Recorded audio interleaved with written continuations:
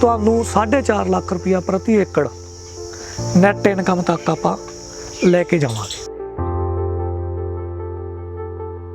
पानी वाले पक्षों साडा बेड़ा बह चुक्या।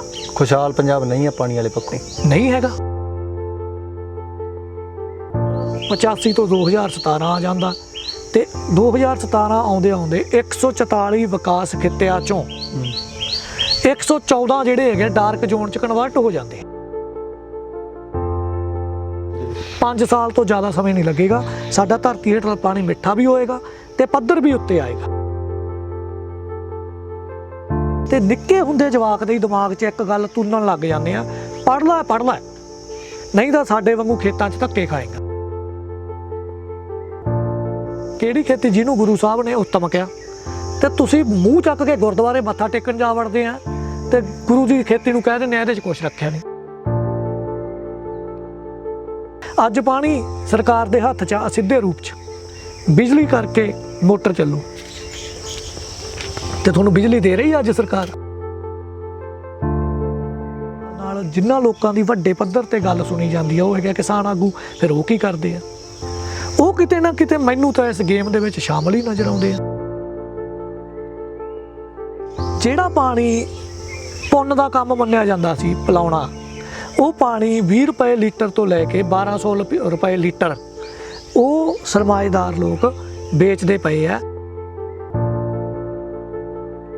ਤੇ ਅਸੀਂ 17 ਦੀਆਂ 17 ਜਥੇਬੰਦੀਆਂ ਨੂੰ ਉਹ ਖਰੜਾ ਸੌਂਪਿਆ ਤੇ ਕਿਸੇ ਇੱਕ ਵੀ ਜਥੇਬੰਦੀ ਨੇ ਉਸ ਖਰੜੇ ਦਾ ਇੱਕ ਵੀ ਬਿੰਦੂ आ ਜਿਹੜੇ 4 मैं ਤੁਹਾਨੂੰ ਦੱਸੇ ਆ ਉਹਨੂੰ ਆਪਣੇ ਏਜੰਡੇ ਤੇ ਨਹੀਂ ਲਿਆ ਕਿ ਇਹ ਕਿਸਾਨ ਵਿਰੋਧੀ ਬਿੰਦੂ ਸੀ। ਤਾਂ ਤੁਸੀਂ 100 ਦੇ ਵਿੱਚੋਂ 85 ਬੰਦਿਆਂ ਨੂੰ ਖੇਤੀ ਚੋਂ ਕੱਢ ਕੇ ਨਰਕ 'ਚ ਰੱਖਣ ਨੂੰ ਨੌਕਰੀ ਕਹਿੰਦੇ ਹੋ, ਠੀਕ ਹੈ। ਤੇ ਮੈਨੂੰ ਦੱਸੋ ਪੰਜਾਬੀਓ, ਤੁਸੀਂ ਇਹੋ ਜਿਹੀ ਨੌਕਰੀ ਕਰ ਲਓਗੇ?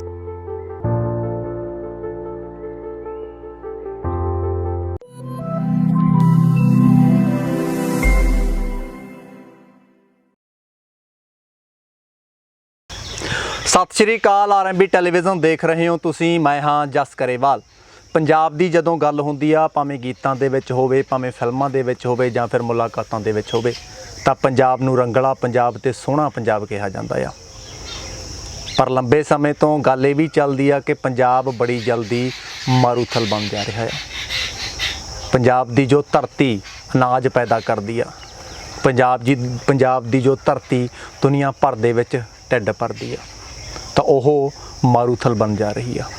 ਇੱਕ ਪਾਸੇ ਅਸੀਂ ਸਰਕਾਰ ਦੇ ਨਾਲ ਮੱਥਾ ਲਾਇਆ ਹੋਇਆ ਆ ਕਿ ਸਾਡੀਆਂ ਜ਼ਮੀਨਾਂ ਜਿਹੜੀਆਂ ਨੇ ਉਹ ਬਚੀਆਂ ਰਹਿਣ, ਜਿੱਥੋਂ ਅਸੀਂ ਕਮਾਉਣੇ ਆ, ਜਿੱਥੋਂ ਅਸੀਂ ਖੁਸ਼ਹਾਲ ਆ, ਜਿੱਥੋਂ ਅਸੀਂ ਅੰਨ ਪੈਦਾ ਕਰਦੇ ਆ।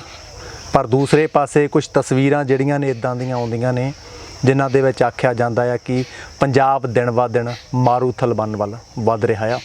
इस वक्त TV स्क्रीन के उपर तुसी जो तस्वीर देख रहे हो, उस दे विच 1985 का पंजाब आ, 2017 का पंजाब आ ते 2035 का पंजाब आ। 1985 दे विच की तस्वीर सी, 2017 दे विच पानी दे पद्धर दी की तस्वीर सी, ते 2035 दे विच पानी दे पद्धर दी तस्वीर की रहन वाली आ। की वाਕਿਆ ਦੇ ਵਿੱਚ ਹੀ ਪੰਜਾਬ ਮਾਰੂਥਲ ਬਣਨ ਵੱਲ ਵੱਧ ਰਿਹਾ ਆ? ਜੇ ਪੰਜਾਬ ਆਉਣ ਵਾਲੇ ਦਿਨਾਂ ਦੇ ਵਿੱਚ ਮਾਰੂਥਲ ਬਣਦਾ ਆ ਤਾਂ ਪੰਜਾਬ ਦਾ ਭਵਿੱਖ ਕੀ ਹੋਵੇਗਾ?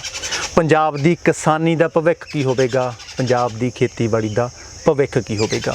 ਇਸ ਬਾਬਤ ਗੱਲਬਾਤ ਕਰਾਂਗੇ। ਮੇਰੇ ਨਾਲ ਬਾਈ ਗੁਰਪ੍ਰੀਤ ਦਬੜੀ ਖਾਨਾ ਹੋਣਗੇ, ਦਬੜੀ ਖਾਨਾ ਹੋਰਾਂ ਦੇ ਨਾਲ ਗੱਲਬਾਤ ਰਹੇਗੀ। ਬਾਈ ਜੀ ਸਵਾਗਤ ਹੈ ਤੁਹਾਡਾ। ਸਤਿ ਸ਼੍ਰੀ ਅਕਾਲ। ਸਤਿ ਸ਼੍ਰੀ ਅਕਾਲ ਦਬੜੀ ਖਾਨਾ ਸਾਹਿਬ, ਅਸੀਂ ਲੰਬੇ ਸਮੇਂ ਤੋਂ ਸੁਣਦੇ ਆ ਰਹੇ ਹਾਂ, ਆਪਾਂ ਵੀ ਮੁਲਾਕਾਤਾਂ ਕਰਦੇ ਹਾਂ, ਮੁਲਾਕਾਤਾਂ ਦੇ ਵਿੱਚ ਗੱਲ ਹੁੰਦੀ ਆ ਕਿ ਜਿਹੜੀ ਹਰੀ ਕ੍ਰਾਂਤੀ ਆ ਪੰਜਾਬ ਨੂੰ ਮਾਰੂਥਲ ਵੱਲ ਲਿਜਾ ਰਹੀ ਆ, ਪੰਜਾਬ ਬੜੀ ਜਲਦੀ ਮਾਰੂਥਲ ਬਣ ਜਾ ਰਿਹਾ ਆ। ਜੋ ਤਸਵੀਰ ਆਪਾਂ ਸਾਂਝੀ ਕੀਤੀ ਸੀ ਕਿ 1985 ਦਾ ਪੰਜਾਬ ਕੀ ਆ, 2017 ਦਾ ਕੀ ਆ ਤੇ 2035 ਦਾ ਪੰਜਾਬ ਕੀ ਆ, ਕੀ ਵਾਕਿਆ ਦੇ ਵਿੱਚ ਇਸ ਚੀਜ਼ ਦੇ ਵਿੱਚ ਕਿੰਨੀ ਕੁ ਸੱਚਾਈ ਆ? ਇਹਨਾਂ ਤੱਥਾਂ ਤੋਂ ਆਪਾਂ ਇਨਕਾਰ ਨਹੀਂ ਕਰ ਸਕਦੇ। ਜੇ ਕੋਈ ਇਹਨਾਂ ਤੱਥਾਂ ਤੋਂ ਇਨਕਾਰੀ ਹੁੰਦਾ ਤਾਂ ਉਹ ਜਾਣ ਬੁੱਝ ਕੇ ਪੰਜਾਬ ਨਾਲ ਧਰੋ ਕਮਾਉਣ ਵਾਲੀ ਮਾਨਸਿਕਤਾ ਦਾ ਸ਼ਿਕਾਰ ਹੈ। 1985 2017 ਤੇ 2035 ਬਿਲਕੁਲ ਇਹ ਜਿਹੜਾ ਪੂਰਾ ਵਕਫਾ ਹੈਗਾ, ਇਸ ਵਕਫੇ ਦੇ ਵਿੱਚ ਪੰਜਾਬ ਦਾ ਜਿਹੜਾ ਧਰਤੀ ਹੇਠਲਾ ਪਾਣੀ ਆ ਉਹਦਾ ਪੱਧਰ ਲਗਾਤਾਰ ਗਰਕਦਾ ਹੋਇਆ 2035 ਤੱਕ ਇਹਦਾ ਨਾਮੋ ਨਿਸ਼ਾਨ ਮਿਟ ਜਾਣਾ ਧਰਤੀ ਹੇਠੋਂ ਪਾਣੀ ਦਾ, ਤੇ ਪੰਜਾਬ ਜਿਹੜਾ ਹੈਗਾ ਵੱਡੇ ਪੱਧਰ ਤੇ ਰੇਗਿਸਤਾਨ ਦੇ ਵਿੱਚ ਕਨਵਰਟ ਹੋ ਜਾਵੇਗਾ ਜੇਕਰ ਇਸੇ ਤਰ੍ਹਾਂ ਅਸੀਂ ਜਿਹੜਾ ਹੈਗਾ ਧਰਤੀ ਹੇਠਲੇ ਪਾਣੀ ਦੀ ਦੁਰਵਰਤੋਂ ਕਰਦੇ ਰਹੇ ਫਸਲਾਂ ਨੂੰ ਪਾਲਣ ਦੇ ਨਾਂ ਤੇ, ਖਾਸ ਕਰਕੇ ਝੋਨੇ ਦੀ ਖੇਤੀ ਨੂੰ ਪਾਲਣ ਦੇ ਨਾਂ ਤੇ। ਹੁਣ 1985 ਬਿਲਕੁਲ ਤੋਂ ਇਹਦੀ ਸ਼ੁਰੂਆਤ ਹੋਈ ਆ, ਠੀਕ ਹੈ, ਬਿਲਕੁਲ ਪੱਧਰ ਡਿੱਗਣਾ 85 ਤੋਂ ਸ਼ੁਰੂ ਹੋ ਗਿਆ, ਪਰ ਅਸਲ ਦੇ ਵਿੱਚ ਇਹਦਾ ਮੁੱਢ ਬੰਨਿਆ ਗਿਆ 1960 ਦੇ ਦਹਾਕੇ 'ਚ ਹਰੀ ਕ੍ਰਾਂਤੀ ਪੰਜਾਬ ਦੇ ਉੱਤੇ ਥੋਪ ਕੇ। ਹਰੀ ਕ੍ਰਾਂਤੀ ਵਾਲੀ ਖੇਤੀ ਤਹਿਤ ਸਾਨੂੰ ਸਾਡੀਆਂ ਰਵਾਇਤੀ ਜਿਹੜੀਆਂ ਫਸਲਾਂ ਸੀ, ਮੂਲ ਅਨਾਜ, ਤੇਲ ਬੀਜ, ਦਾਲਾਂ, ਗੰਨਾ, ਦੇਸੀ ਕਪਾਹ ਆਦਿ ਤੋਂ ਹਟਾ ਕੇ ਕਣਕ ਝੋਨੇ ਦੀ ਖੇਤੀ ਦੇ ਵਿੱਚ ਜਿਹੜਾ ਹੈਗਾ ਸਾਨੂੰ ਲਗਾ ਦਿੱਤਾ ਗਿਆ। ਬਿਲਕੁਲ। ਤੇ ਇਹ ਦੋਨੇ ਹੀ ਫਸਲਾਂ ਜਿਹੜੀਆਂ ਹੈਗੀਆਂ ਇਹ ਵਾਟਰ ਇੰਟੈਂਸਿਵ ਫਸਲਾਂ ਹੈਗੀਆਂ, ਇਹਨਾਂ ਨੂੰ ਬਹੁਤ ਜ਼ਿਆਦਾ ਪਾਣੀ ਚਾਹੀਦਾ ਇਹਨਾਂ ਦੀ ਕਾਸ਼ਤ ਕਰਨ ਵਾਸਤੇ। ਤੇ ਜਿਹੜੀਆਂ ਸਾਡੀਆਂ ਫਸਲਾਂ ਦਾਲਾਂ, ਤੇਲ ਬੀਜ, ਹਨਾ, ਮੂਲ ਅਨਾਜ, ਇਹ ਤਾਂ ਬਰਾਨੀ ਫਸਲਾਂ ਹੁੰਦੀਆਂ ਸੀ। ਬਿਲਕੁਲ। ਤਾਂ ਅਸੀਂ ਬਿਨਾਂ ਪਾਣੀ ਵਾਲੀ ਖੇਤੀ ਕਰਦੇ ਕਰਦੇ ਸਾਨੂੰ ਸਰਕਾਰਾਂ ਨੇ ਪਾਣੀ ਵਾਲੀ ਖੇਤੀ ਦਾ ਝੱਲ ਚੜਾਤਾ, ਸਾਡੇ ਸਿਰ ਚੜਾਤਾ, ਤੇ ਅਸੀਂ ਉਹ ਪਾਣੀ ਵਾਲੀ ਖੇਤੀ ਕਰਨ ਲੱਗ ਗਏ। 1960 ਤੋਂ ਸ਼ੁਰੂ ਕੀਤੀ ਤੇ 85 ਆਉਂਦੇ ਆਉਂਦੇ ਪਾਣੀ ਦਾ ਪੱਧਰ ਡਿੱਗਣਾ ਸ਼ੁਰੂ ਹੋ ਗਿਆ। ਤੇ ਜਦੋਂ ਉਹ ਪੱਧਰ ਡਿੱਗਣਾ ਸ਼ੁਰੂ ਹੋ ਗਿਆ ਸੀ ਤਾਂ ਉਦੋਂ ਹੀ ਮੁਲਾਂਕਣ ਕਰਕੇ ਕੋਈ ਲੋਕ ਪੱਖੀ, ਕਿਸਾਨ ਪੱਖੀ, ਵਾਤਾਵਰਨ ਪੱਖੀ, ਕੁਦਰਤ ਪੱਖੀ ਨੀਤੀਆਂ ਘੜ ਕੇ ਲਾਗੂ ਕੀਤੀਆਂ ਜਾ ਸਕਦੀਆਂ ਸੀ, ਪਰ ਉਹ ਨਹੀਂ ਕੀਤੀਆਂ ਗਈਆਂ। ਤੇ ਫਿਰ 85 ਤੋਂ 2017 ਆ ਜਾਂਦਾ, ਤੇ 2017 ਆਉਂਦੇ ਆਉਂਦੇ 144 ਵਿਕਾਸ ਖਿੱਤਿਆਂ ਚੋਂ 114 ਜਿਹੜੇ ਹੈਗੇ ਡਾਰਕ ਜ਼ੋਨ ਚ ਕਨਵਰਟ ਹੋ ਜਾਂਦੇ ਆ। ਮਤਲਬ ਡਾਰਕ ਜ਼ੋਨ ਦਾ ਮਤਲਬ ਕੀ ਆ? ਧਰਤੀ, ਪੰਜਾਬ ਦੀ ਧਰਤੀ ਹੇਠਲੇ ਪਾਣੀ ਦੇ ਉਹ ਖਿੱਤੇ ਜਿੱਥੇ ਪਾਣੀ ਇੰਨਾ ਜ਼ਿਆਦਾ ਮਾਤਰਾ 'ਚ ਕੱਢ ਲਿਆ ਗਿਆ, ਜਿੱਥੋਂ ਕਿ ਉੱਥੋਂ ਹੋਰ ਪਾਣੀ ਕੱਢਣ ਦੀ ਗੁੰਜਾਇਸ਼ ਬਾਕੀ ਨਹੀਂ ਹੈਗੀ। ਤੇ ਜੇ ਤੁਸੀਂ ਉੱਥੋਂ ਬਚਿਆ ਖੁਚਿਆ ਪਾਣੀ ਵੀ ਕੱਢਦੇ ਹੋ ਤਾਂ ਫਿਰ ਤੁਹਾਨੂੰ ਰੇਗਿਸਤਾਨ ਬਣਨ ਤੋਂ ਕੋਈ ਰੋਕ ਨਹੀਂ ਸਕਦਾ। ਤੇ ਮੋਗਾ ਇਹਦੀ ਇੱਕ ਬਹੁਤ ਵੱਡੀ ਉਦਾਹਰਨ ਹੈ। ਪਿਛਲੇ ਸਾਲਾਂ ਦੇ ਵਿੱਚ ਜਿਹੜਾ ਡਾਰਕ ਜ਼ੋਨ 'ਚ ਕਨਵਰਟ ਹੋਇਆ ਮੋਗਾ ਜ਼ਿਲ੍ਹਾ। ਤੇ ਪਹਿਲਾਂ ਜਦੋਂ ਮੈਂ ਨਿੱਕਾ ਹੁੰਦਾ ਸੀਗਾ 5-7 ਸਾਲਾਂ ਦਾ, 10 ਸਾਲਾਂ ਦਾ, ਉਦੋਂ ਘਰਾਂ 'ਚ ਜਿਹੜੇ ਨਲਕੇ ਲਾਉਂਦੇ ਸੀਗੇ ਤੇ 35 ਕੁ ਫੁੱਟ ਤੇ ਨਲਕਾ ਲੱਗ ਜਾਂਦਾ। ਬਿਲਕੁਲ, ਠੀਕ ਹੈ। ਤਾਂ ਹਰੀ ਕ੍ਰਾਂਤੀ ਦਾ ਜਿਵੇਂ ਜਿਵੇਂ ਪਸਾਰਾ ਹੋਇਆ, ਪਾਣੀ ਵਾਲੀ ਖੇਤੀ ਵੱਧਦੀ ਗਈ ਤੇ ਝੋਨੇ ਥੱਲੇ ਵੱਡਾ ਰਕਬਾ ਆਇਆ, ਤਾਂ ਪਹਿਲਾਂ ਤਾਂ ਨਲਕਿਆਂ ਤੇ ਮੋਟਰਾਂ ਲੱਗੀਆਂ। ਬਿਲਕੁਲ। ਫਿਰ ਨਲਕਿਆਂ ਵਾਲੀਆਂ ਮੋਟਰਾਂ ਫੇਲ ਹੋਈਆਂ ਤੇ ਮੋਟਰਾਂ ਖੂਹੀਆਂ 'ਚ ਆ ਗਈਆਂ ਘਰਾਂ ਦੇ ਅੰਦਰ ਹੀ। ਠੀਕ ਹੈ। ਬਿਲਕੁਲ। ਫਿਰ ਖੂਹੀਆਂ ਵਾਲੀਆਂ ਮੋਟਰਾਂ ਫੇਲ ਹੋਈਆਂ ਘਰਾਂ ਦੇ ਅੰਦਰ ਤੇ ਉੱਥੇ ਵੀ ਮੱਛੀ ਮੋਟਰਾਂ ਪੈ ਗਈਆਂ। ਬਿਲਕੁਲ। ਤਾਂ ਹੁਣ ਇੱਕ ਸਧਾਰਨ ਬੁੱਧੀ ਵਾਲੇ ਇਨਸਾਨ ਨੂੰ ਵੀ ਇਹ ਗੱਲ ਧਿਆਨ 'ਚ ਹੋਣੀ ਚਾਹੀਦੀ ਆ ਕਿ ਬਾਈ ਪਾਣੀ ਵਾਲੇ ਪੱਖੋਂ ਸਾਡਾ ਬੇੜਾ ਬਹਿ ਚੁੱਕਿਆ। ਖੁਸ਼ਹਾਲ ਪੰਜਾਬ ਨਹੀਂ ਆ ਪਾਣੀ ਵਾਲੇ ਪੱਖੋਂ, ਨਹੀਂ ਹੈਗਾ। ਕੁਦਰਤੀ ਸੋਮੇ, ਜਲ, ਜੰਗਲ, ਜ਼ਮੀਨ, ਇਹ ਸਮਾਜ ਦਾ ਸਰਮਾਇਆ ਹੁੰਦੇ ਆ। ਤੇ ਦੁਨੀਆ ਦੇ ਉੱਤੇ ਜਿੰਨਾ ਵੀ ਸਰਮਾਇਆ ਪੈਦਾ ਹੁੰਦਾ ਪੈਸੇ ਦੀ ਸ਼ਕਲ 'ਚ, ਉਹ ਇਹਨਾਂ ਤਿੰਨਾਂ ਸੋਮਿਆਂ 'ਚੋਂ ਪੈਦਾ ਹੁੰਦਾ। ਤੇ ਉਹਦੇ ਲਈ ਨਾ ਕਿਰਤ ਲੱਗਦੀ ਆ, ਮਨੁੱਖੀ ਕਿਰਤ ਜੀ। ਠੀਕ ਹੈ। ਤਾਂ ਹੁਣ ਜਿਹੜੀ ਮਨੁੱਖੀ ਕਿਰਤ ਆ, ਮੌਜੂਦਾ ਜਿਹੜਾ ਸਿਸਟਮ ਆ ਸਰਕਾਰੀ ਸਿਸਟਮ, ਇਹ ਕਾਰਪੋਰੇਟਸ ਦੇ ਨਾਲ ਮਿਲ ਕੇ ਮਨੁੱਖੀ ਕਿਰਤ ਦੀ ਲੁੱਟ ਦੇ ਮਨਸੂਬੇ ਵਿਆਂਤ ਕੇ ਨੀਤੀਆਂ ਬਣਾਉਂਦਾ। ਉਹ ਨੀਤੀਆਂ ਲਾਗੂ ਕਰਕੇ ਮਨੁੱਖੀ ਕਿਰਤ ਦੀ ਲੁੱਟ ਕਰਦੇ ਹੋਏ ਜਿਹੜੇ ਸਮਾਜ ਦੇ ਕੁਦਰਤੀ ਸੋਮੇ ਆ ਉਹਨਾਂ ਤੇ ਕਾਬਜ਼ ਹੋ ਜਾਂਦਾ। ਤਾਂ ਉਹ ਪਹਿਲਾਂ ਜੇ ਆਪਾਂ ਦੇਖੀਏ ਤਾਂ ਪਹਿਲਾਂ ਉਹ ਪਾਣੀ ਤੇ ਕਾਬਜ਼ ਹੋਏ। ਬਿਲਕੁਲ।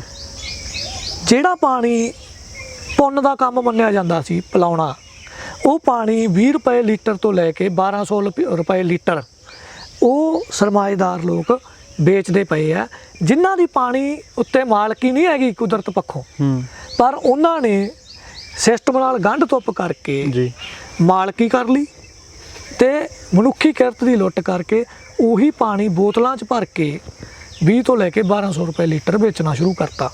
ਉਹੀ ਲੋਕ ਚਲਾਕ ਲੋਕ ਆ ਜਿਹੜੇ ਸਿਸਟਮ ਨਾਲ ਗੰਢ ਤੁੱਪ ਕਰਕੇ ਹੁਣ ਆਕਸੀਜਨ ਦੇ ਕਾਰੋਬਾਰ ਦੀ ਵਿਉਂਤ ਬਣਾਈ ਬੈਠੇ ਆ। ਕਰੋਨਾ ਦੌਰਾਨ ਆ ਜਿਹੜਾ ਆਕਸੀਜਨ ਵਾਲਾ ਡਰਾਮਾ ਖੇਡਿਆ ਗਿਆ, ਐਡੀ ਗੱਲ ਨਹੀਂ ਸੀ ਜਿੱਡਾ ਡਰਾਮਾ ਖੇਡਿਆ ਗਿਆ।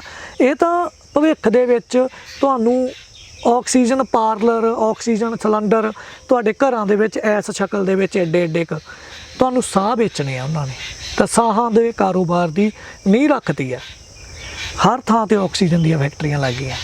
ਆ ਜਿੱਥੇ ਆਪਾਂ ਬੋਰਡ ਥੱਲੇ ਬੈਠੇ ਆ, ਇਦੋਂ ਵੱਧ ਆਕਸੀਜਨ ਕੋਈ ਫੈਕਟਰੀ ਦੇ ਸਕਦੀ ਹੈ ਫ੍ਰੀ ਚ, ਵਿਦਆਊਟ ਕੰਜ਼ਿਊਮਿੰਗ ਐਨੀ ਇਲੈਕਟ੍ਰਿਸਿਟੀ? ਇਹ ਆਕਸੀਜਨ ਨਹੀਂ ਚਾਹੀਦੀ।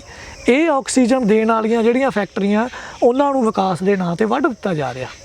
ਤੇ ਉਹੀ ਸਿਸਟਮ ਜਿਹੜਾ ਜਲ ਤੇ ਵਾਯੂ ਦੋਨਾਂ ਤੇ ਕਾਬਜ਼ ਹੋ ਕੇ ਸਰਮਾਇਆ ਪੈਦਾ ਕਰ ਰਿਹਾ, ਉਹੀ ਸਿਸਟਮ ਸਰਮਾਇਆ ਪੈਦਾ ਨਹੀਂ ਕਰ ਰਿਹਾ, ਸਰਮਾਏ ਦੀ ਲੁੱਟ ਕਰ ਰਿਹਾ।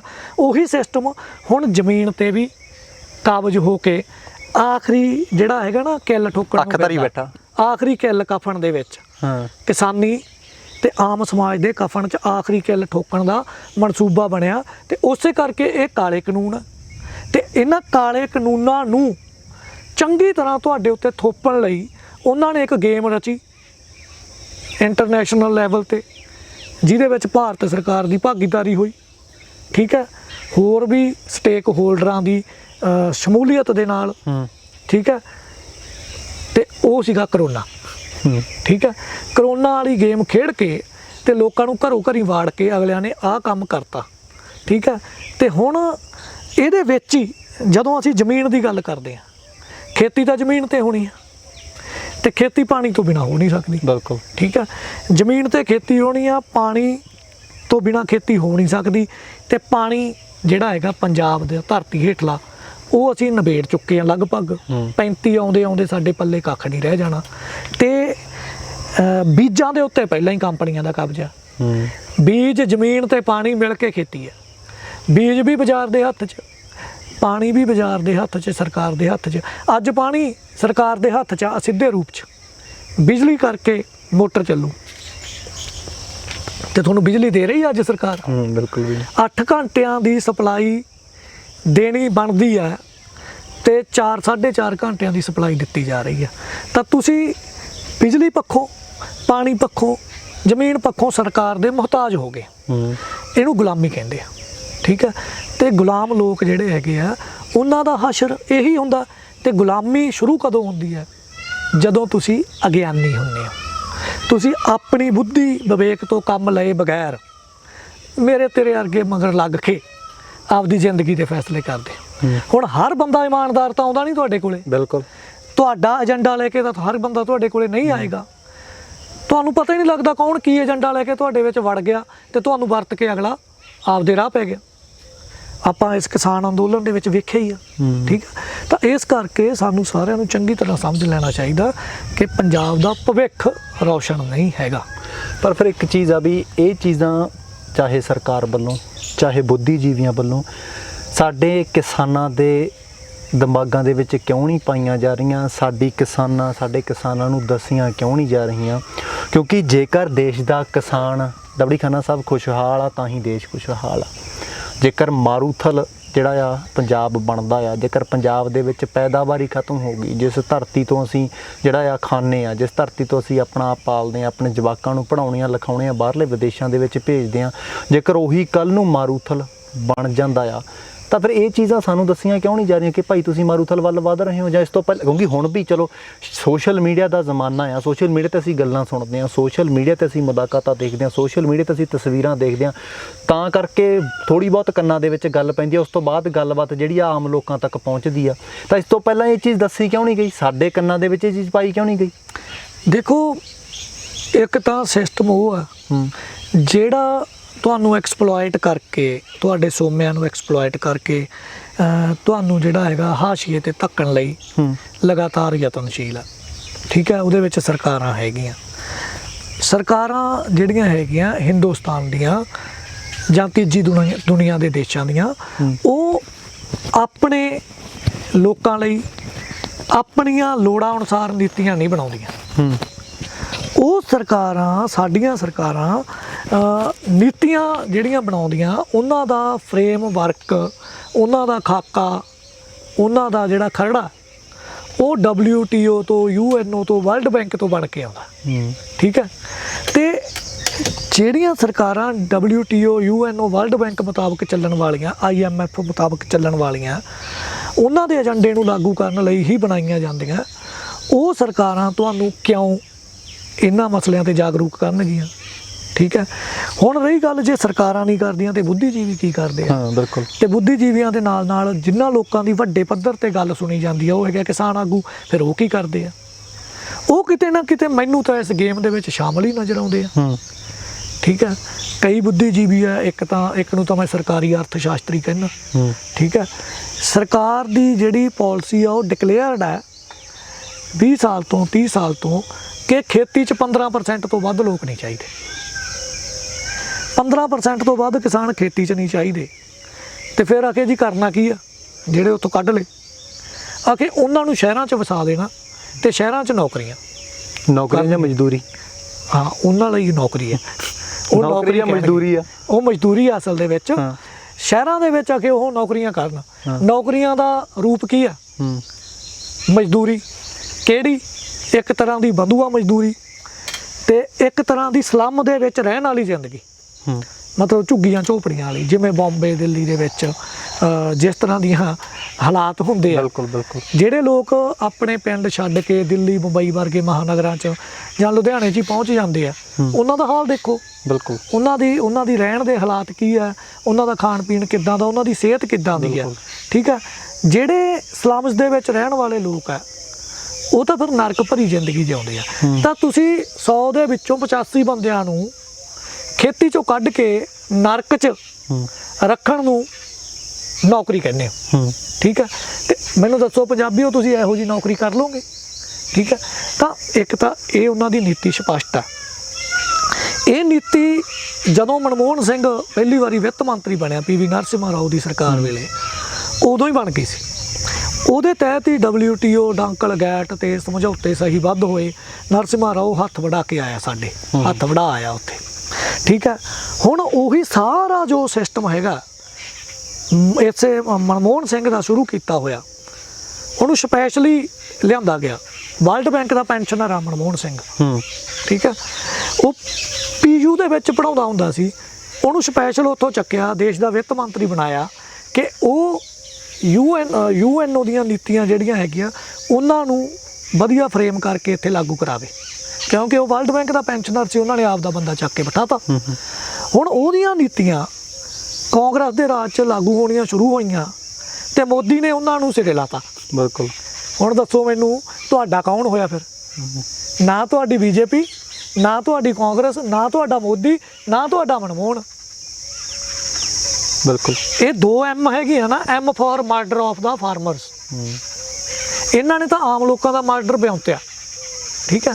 ਤਾਂ ਹੁਣ ਉਹ ਨੀਤੀਆਂ ਜਿਹੜੀਆਂ ਸਾਡੇ ਤੇ ਲਾਗੂ ਹੋ ਚੁੱਕੀਆਂ, ਉਹਨਾਂ ਨੀਤੀਆਂ ਦਾ ਠੋਸ ਵਿਰੋਧ ਕਰਦੇ ਹੋਏ ਉਹਨਾਂ ਨੂੰ ਵਾਪਸ ਕਰਵਾਉਣ ਦੀ ਜ਼ਿੰਮੇਵਾਰੀ ਸਾਡੀਆਂ ਕਿਸਾਨ ਜਥੇਬੰਦੀਆਂ ਦੀ ਸੀ, ਕਿਉਂਕਿ ਲੋਕ ਇਹਨਾਂ ਨਾਲ ਜੁੜੇ ਹੋਏ ਤੇ ਇਹ ਆਪਣੀ ਭੂਮਿਕਾ ਨਿਭਾਉਣ ਦੇ ਵਿੱਚ ਨਾਕਾਮ ਰਹੀਆਂ। ਇਹ ਗੱਲ ਮੈਂ ਠੋਕ ਵਜਾ ਕੇ ਕਹਿਣਾ। ਮੈਨੂੰ ਨਹੀਂ ਪਤਾ, ਜੇ ਆਪਾਂ ਪਤਾ ਕਰੀਏ ਤਾਂ ਅਣਗਿਣਤ ਫੰਡਿੰਗ ਹੈ ਇਹਨਾਂ ਕੋਲੇ, ਅਣਗਿਣਤ ਰੂਪ ਦੇ ਵਿੱਚ ਫੰਡਿੰਗ, ਜਿਹਨੂੰ ਤੁਸੀਂ ਗਿਣ ਨਹੀਂ ਸਕਦੇ। ਤੇ ਨਾ ਉਹਦਾ ਕੋਈ ਹਿਸਾਬ ਕਿਤਾਬ ਆ, ਨਾ ਆਡਿਟ ਕਰਨਾ ਕਿਸੇ ਨੇ, ਕਿਸੇ ਲਈ ਜਵਾਬਦੇਹ ਨਹੀਂ। ਤਾਂ ਮੈਂ ਨਾ ਇਹਨਾਂ ਤੋਂ ਹਿਸਾਬ ਮੰਗਾ, ਨਾ ਜਵਾਬਦੇਹੀ। ਮੈਂ ਇਹਨਾਂ ਤੋਂ ਇੱਕ ਗੱਲ ਮੰਗਦਾ ਵੀ ਤੁਸੀਂ ਜਿਹੜੇ ਤੁਹਾਡੇ ਕੋਲੇ ਫੰਡ ਆਉਂਦੇ ਆ, ਉਹਨਾਂ ਫੰਡਾਂ ਦਾ ਇਸਤੇਮਾਲ ਕਰਕੇ ਕਿੰਨੇ ਲੋਕਾਂ ਨੂੰ ਪਿੰਡ ਪਿੰਡ ਜਾ ਕੇ ਸਰਕਾਰਾਂ ਦੇ ਇਹਨਾਂ ਮਨਸੂਬਿਆਂ ਵਿਰੁੱਧ ਜਾਗਰੂਕ ਕਰਕੇ ਇੱਕ ਠੋਸ ਫੈਸਲਾਕੁਨ ਸੰਘਰਸ਼ ਵਿੱਢਣ ਦੀ ਜਿਹੜੀ ਹੈਗੀ ਆ ਵਿਉਂਤ ਬਣਾਈ? ਜਵਾਬ ਆਊਗਾ ਨਿੱਲ। ਜੇ ਮੇਰੇ ਕੋਲੇ ਇਮਾਨਦਾਰੀ ਨਾਲ ਜੇ ਮੈਂ ਲੋਕਾਂ ਨੂੰ ਇਸ ਮਸਲੇ ਦੇ ਵਿੱਚ ਇਕੱਠੇ ਕਰਕੇ, ਲਾਮਬੰਦ ਕਰਕੇ ਇਸ ਮਸਲੇ ਤੇ ਸਰਕਾਰ ਨਾਲ ਸਿੱਝਣਾ ਹੋਵੇ, ਤਾਂ ਮੈਂ ਪਿੰਡ ਪਿੰਡ ਦੇ ਵਿੱਚ ਜਾ ਕੇ ਲਗਾਤਾਰ ਮੇਰਾ ਕੇਡਰ ਹੋਊਗਾ ਜਿਹੜਾ, ਉਸ ਕੇਡਰ ਨੂੰ ਪਿੰਡ 'ਚ ਜਾ ਕੇ ਲਗਾਤਾਰ ਨੁੱਕੜ ਮੀਟਿੰਗਾਂ ਕਰਕੇ ਲੋਕਾਂ ਨੂੰ ਇੰਟਰੈਕਟ ਕਰਦਾ ਰਹਾਂਗਾ, ਕਮਿਊਨੀਕੇਟ ਕਰਦਾ ਰਹਾਂਗਾ, ਤੇ ਉਹਦੇ ਵਿੱਚੋਂ ਲੋਕ ਜਿਹੜੇ ਹੋਣਗੇ ਉਹ ਪੱਕੇ ਤੌਰ ਤੇ ਜੁੜ ਕੇ ਇਸ ਮਸਲੇ ਦੇ ਉੱਤੇ ਸਰਕਾਰ ਨਾਲ ਸਿੱਝਣ ਲਈ ਅੱਗੇ ਆਉਣਗੇ। ਇਹ ਤਾਂ ਕਰਦੇ ਨਹੀਂ। ਬਿਲਕੁਲ। ਇਹਨਾਂ ਨੇ ਕੰਮ ਕੀ ਕੀਤਾ ਹੋਇਆ, ਧਰਨਾ ਲਾਓ, ਕਈ ਦਿਨ ਧਰਨਾ ਲਾਓ, ਤੇ ਧਰਨਾ ਲਾਉਣ ਪਿੱਛੇ ਇਹਨਾਂ ਦੇ ਦੋ ਰੀਜ਼ਨ ਹੁੰਦੇ ਆ। ਇੱਕ ਤਾਂ ਜੀ ਧਰਨੇ ਦੇ ਵਿੱਚ ਸਾਡਾ ਕੇਡਰ ਵਧੂਗਾ ਤੇ ਅਸੀਂ ਧਰਨੇ ਵਾਲੀ ਥਾਂ ਤੇ ਹੀ ਕੇਡਰ ਨੂੰ ਸਿੱਖਿਅਤ ਕਰਾਂਗੇ।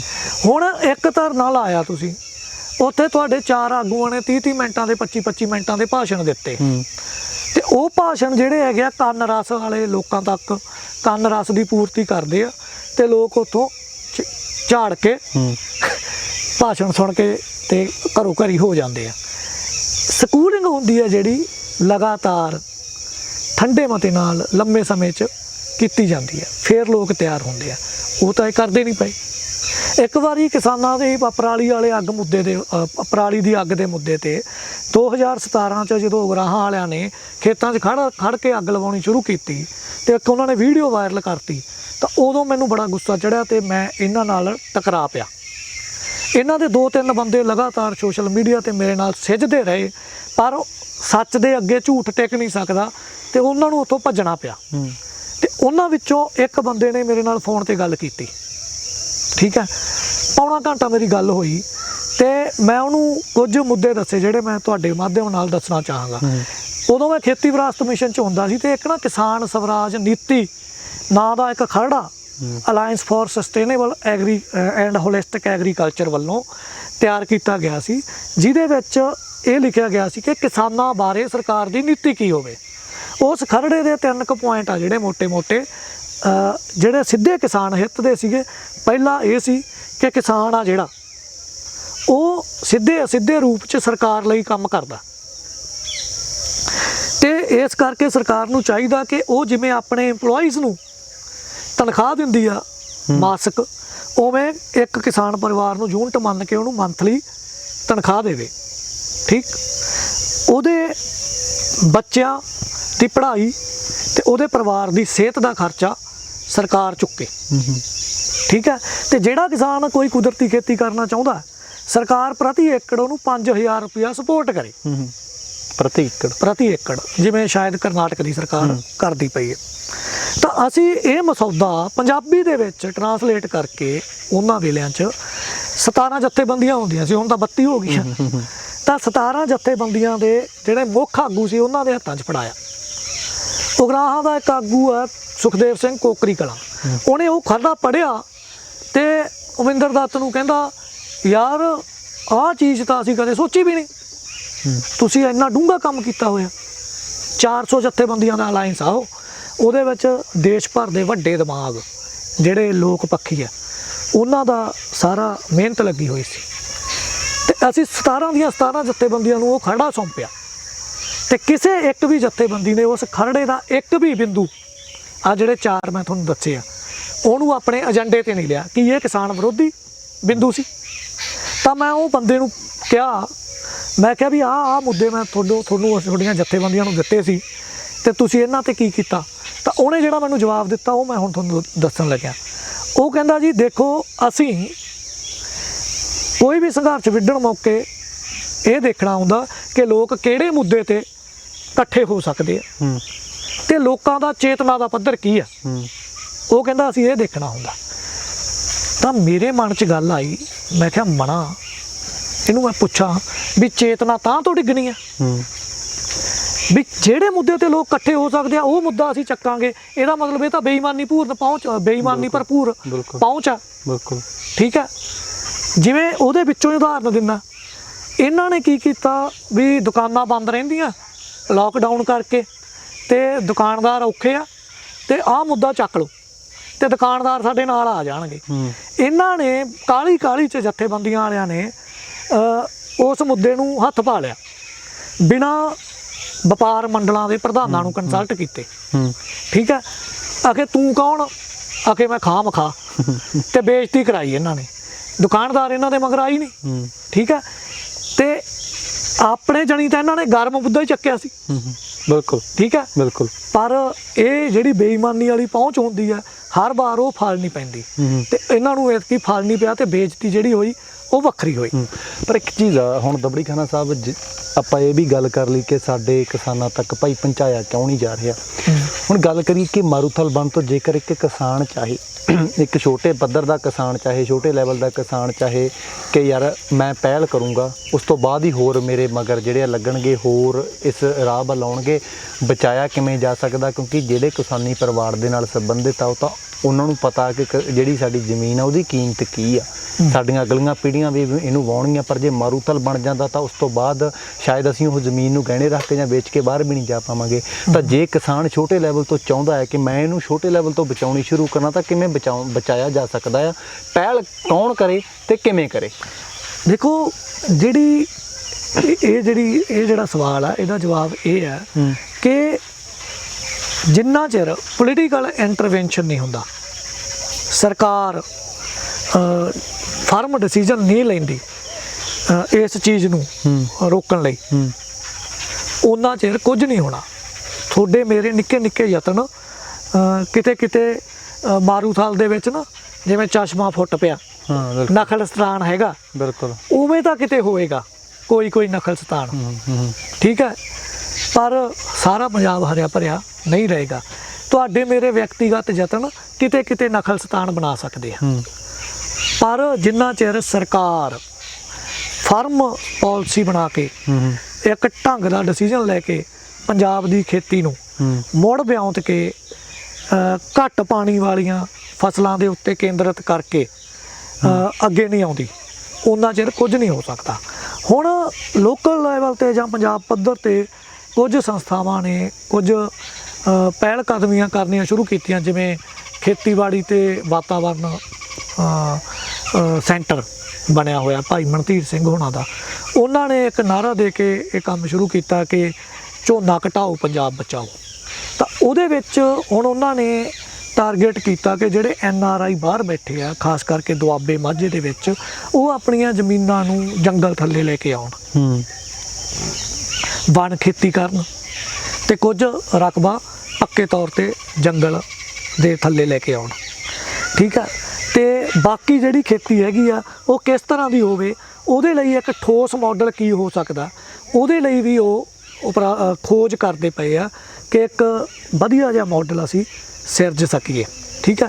ਤਾਂ ਇਹਦੇ ਵਿੱਚ ਫਿਰ ਪੰਜਾਬ ਦਾ ਹਰੇਕ ਉਹ ਬੰਦਾ ਜਿਹੜਾ ਪੰਜਾਬ ਦੀ ਬਿਹਤਰੀ ਚਾਹੁੰਦਾ, ਪੰਜਾਬ ਨੂੰ ਹਰਿਆ ਭਰਿਆ ਹਰਿਆਵਲਾ ਪੰਜਾਬ ਬਣਿਆ ਰਹਿਣਾ ਦੇਖਣਾ ਚਾਹੁੰਦਾ, ਉਹਨੂੰ ਆਪੋ ਆਪਣੇ ਪੱਧਰ ਤੇ ਵਿਅਕਤੀਗਤ ਤੇ ਇਕਜੁੱਟ ਯਤਨਾਂ ਦੇ ਨਾਲ ਲੱਗਣਾ ਪਏਗਾ।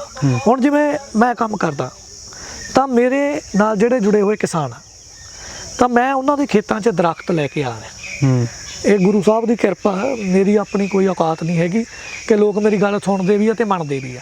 ਤਾਂ ਉਹ ਆਪਣੇ ਖੇਤਾਂ ਨੂੰ ਕਹਿ ਦਿੰਦੇ ਆ ਵੀ ਤੂੰ ਡਿਜ਼ਾਈਨ ਕਰ, ਜੋ ਕਰਨਾ ਕਰਵਾ ਦੇ, ਠੀਕ ਹੈ। ਤਾਂ ਮੈਂ ਲੋਕਾਂ ਨੂੰ ਉਹਨਾਂ ਦੇ ਖੇਤਾਂ 'ਚ ਦਰਖਤ ਆਉਣ ਤੇ ਉਹਨਾਂ ਦੇ ਖੇਤਾਂ 'ਚੋਂ ਮੈਂ ਝੋਨਾ ਬਾਹਰ ਕਰ ਦੇਣਾ। ਅੱਛਾ ਜੀ। ਝੋਨੇ ਦੀ ਖੇਤੀ ਮੇਰੇ ਮਾਡਲ 'ਚ ਹੀ ਹੈ ਨਹੀਂ, ਤੇ ਮੈਂ ਉਹਨਾਂ ਨੂੰ ਕਹਿਣਾ ਵੀ ਤੁਸੀਂ ਆਹ ਮਾਡਲ ਆ ਮੇਰਾ, ਇਸ ਮਾਡਲ ਨੂੰ ਸਮਝੋ ਤੇ ਆਪਣੇ ਖੇਤ 'ਚ ਲਾਗੂ ਕਰੋ। ਤੁਹਾਨੂੰ 4.5 ਲੱਖ ਰੁਪਇਆ ਪ੍ਰਤੀ ਏਕੜ ਨੈਟ ਇਨਕਮ ਤੱਕ ਆਪਾਂ ਲੈ ਕੇ ਜਾਵਾਂਗੇ, ਠੀਕ ਹੈ। ਪਰ ਉਹ ਕੰਮ ਮੈਂ ਫ੍ਰੀ 'ਚ ਨਹੀਂ ਕਰੂੰਗਾ, ਠੀਕ ਹੈ। ਬਿਲਕੁਲ ਉਹਦੇ ਦਾ ਮੈਂ ਪੈਸੇ ਲਊਂਗਾ। ਮੈਂ ਤੁਹਾਨੂੰ 80,000 ਤੋਂ 4.5 ਲੱਖ ਤੇ ਲੈ ਕੇ ਜਾਣਾ, ਬਿਲਕੁਲ ਠੀਕ ਹੈ। ਤੁਸੀਂ ਏਕੜ ਦਾ 80,000 ਕਰਦੇ ਹੋ ਤੇ ਮੈਂ ਤੁਹਾਨੂੰ ਏਕੜ ਦਾ 4.5 ਲੱਖ। ਤਾਂ ਹੁਣ ਜੇ 80,000 ਵਾਲੀ ਸੋਚ ਆ, ਜੇ 80,000 ਕਮਾਉਣਾ, ਏਕੜ ਚੋਂ ਤਾਂ ਸੋਚ ਵੀ 80,000 ਵਾਲੀ ਹੋਊ, ਬਿਲਕੁਲ ਕਿਰਤ ਵੀ 80,000 ਵਾਲੀ ਹੋਊ, ਮਿਹਨਤ ਵੀ 80,000 ਵਾਲੀ ਹੋਊ ਤੇ ਪਲੈਨਿੰਗ ਵੀ 80,000 ਵਾਲੀ ਹੋਊ। ਮਤਲਬ ਹੱਡ ਹਰਾਮੀ ਪੁਣੇ ਵਾਲੀ ਖੇਤੀ, ਸਮਝ ਗਏ ਜੀ। ਤੇ ਜੇ 4.5 ਲੱਖ ਕਮਾਉਣਾ ਕਿੱਲੇ ਚੋਂ ਤਾਂ ਸੋਚ 4.5 ਲੱਖ ਵਾਲੀ ਹੋਊ, ਪਲੈਨਿੰਗ 4.5 ਲੱਖ ਵਾਲੀ ਹੋਊ, ਕਿਰਤ 4.5 ਲੱਖ ਵਾਲੀ ਲੱਗੂ, ਮਿਹਨਤ 4.5 ਲੱਖ ਵਾਲੀ ਲੱਗੂ। ਮਤਲਬ ਖੂਨ ਪਸੀਨੇ ਵਾਲੀ ਖੇਤੀ। ਤੇ ਇਸ ਮਾਡਲ ਨੂੰ ਜਿਹੜਾ ਨਾਮ ਮੈਨੂੰ ਸੁਝਿਆ ਗੁਰੂ ਦੀ ਕਿਰਪਾ ਨਾਲ, ਉਹ ਇਹ ਆ ਕਿ ਸਾਂਝੀ ਸਹਿਯੋਗੀ ਸਰਬੱਤ ਦੇ ਭਲੇ ਦੀ ਗੁਰੂ ਨਾਨਕ ਖੇਤੀ। ਤਾਂ ਇਹ ਮਾਡਲ ਮੈਂ ਆਪਣੇ ਵੱਲੋਂ ਲਗਾਤਾਰ ਕੋਸ਼ਿਸ਼ ਕਰ ਰਿਹਾ ਕਿ ਕੁਝ ਖੇਤਾਂ 'ਚ ਇਹ ਮੈਂ ਲਵਾ ਦਿਆਂ ਤੇ ਉਹਦੀ ਸ਼ੁਰੂਆਤ ਹੋ ਚੁੱਕੀ ਹੈ। ਕੁਝ ਖੇਤਾਂ 'ਚ ਇਹ ਮਾਡਲ ਲੱਗ ਚੁੱਕਿਆ ਤੇ ਕੁਝ 'ਚ ਆਉਣ ਵਾਲੇ ਟਾਈਮ 'ਚ ਲੱਗਣ ਜਾ ਰਿਹਾ। ਜਿਵੇਂ ਦਬੜੀ ਖਾਨਾ ਸਾਹਿਬ ਤੁਸੀਂ ਕਿਹਾ ਗਿਆ ਕਿ ਤੁਸੀਂ ਇਹ ਮਾਡਲ ਜਿੱਥੇ ਵੀ ਅਪਲਾਈ ਕਰਦੇ ਹੋ, ਜਿਹੜੇ ਖੇਤਾਂ ਦੇ ਵਿੱਚ ਅਪਲਾਈ ਕਰਦੇ ਹੋ, ਤੁਸੀਂ ਦਰਖਤ ਜਿਹੜੇ ਆ ਉਹ ਨਾਲ ਲੈ ਕੇ ਜਾਂਦੇ ਹੋ ਕਿ ਸਭ ਤੋਂ ਪਹਿਲਾਂ ਭਾਈ ਦਰਖਤ ਲਾਓ, ਝੋਨੇ ਦੀ ਖੇਤੀ ਨੂੰ ਭਾਈ ਬਾਹਰ ਕਰੋ, ਝੋਨਾ ਆਪਣੇ ਖੇਤ ਦੇ ਵਿੱਚੋਂ ਬਾਹਰ ਕਰੋ। ਵਿਕਾਸ ਦੇ ਨਾਮ ਤੇ ਜਿਹੜੀ ਕੱਟ ਕਟਾਈ ਚਾਹੇ ਸਾਡੇ ਜੰਗਲਾਂ ਦੀ ਹੋਈ ਆ, ਚਾਹੇ ਵੱਡੇ ਰੋਡ ਬਣੇ ਆ, ਉਹਨਾਂ ਦੇ ਆਲੇ ਦੁਆਲੇ ਜਿਹੜੇ ਦਰਖਤਾਂ ਦੀ ਕੱਟ ਕਟਾਈ ਹੋਈ ਆ, ਪੰਜਾਬ ਨੂੰ ਮਾਰੂਥਲ ਬਣਾਉਣ ਦੇ ਵਿੱਚ ਉਹਨਾਂ ਦਾ ਕਿੰਨਾ ਕੁ ਵੱਡਾ ਹੱਥ ਆ? ਨਹੀਂ, ਬਹੁਤ ਵੱਡਾ ਹੱਥ ਆ। ਇੱਕ ਖੁਸ਼ਹਾਲ ਜਿਹੜੀ ਸਟੇਟ ਆ, ਉਸ ਸਟੇਟ ਦੀ ਖੁਸ਼ਹਾਲੀ ਦੇ ਵਿੱਚ ਸਭ ਤੋਂ ਵੱਧ ਜਿਹੜਾ ਯੋਗਦਾਨ ਹੁੰਦਾ ਉਸ ਸਟੇਟ ਦੇ ਵਿੱਚ ਜੰਗਲ ਦਾ ਰਕਬਾ ਕਿੰਨਾ ਉਹ ਡਿਸਾਈਡ ਕਰਦਾ। ਠੀਕ ਹੈ, ਤਾਂ ਇੱਕ ਸਟੇਟ ਦਾ 33% ਹਿੱਸਾ ਜੰਗਲ ਥੱਲੇ ਹੋਣਾ ਚਾਹੀਦਾ। ਠੀਕ ਹੈ, ਪੰਜਾਬ ਕੋਲੇ ਜੰਗਲ ਥੱਲੇ 4.5% ਰਕਬਾ 100 ਦੇ ਵਿੱਚੋਂ। ਉਸ 4.5% ਦੇ ਵਿੱਚ ਸੜਕਾਂ ਕਿਨਾਰੇ, ਨਹਿਰਾਂ ਕਿਨਾਰੇ ਜਿਹੜੇ ਦਰਖਤ ਲੱਗੇ ਹੋਏ ਆ ਉਹ ਵੀ ਸ਼ਾਮਲ ਹੈ। ਅੱਛਾ ਜੀ। ਜਿੱਥੇ ਆਪਾਂ ਬੈਠੇ ਆ 350 ਏਕੜ ਦਾ ਜਿਹੜਾ ਇਹ ਜੰਗਲ ਹੈ, ਇਹ ਪਤਾ ਨਹੀਂ ਕਿਵੇਂ ਬਚ ਗਿਆ।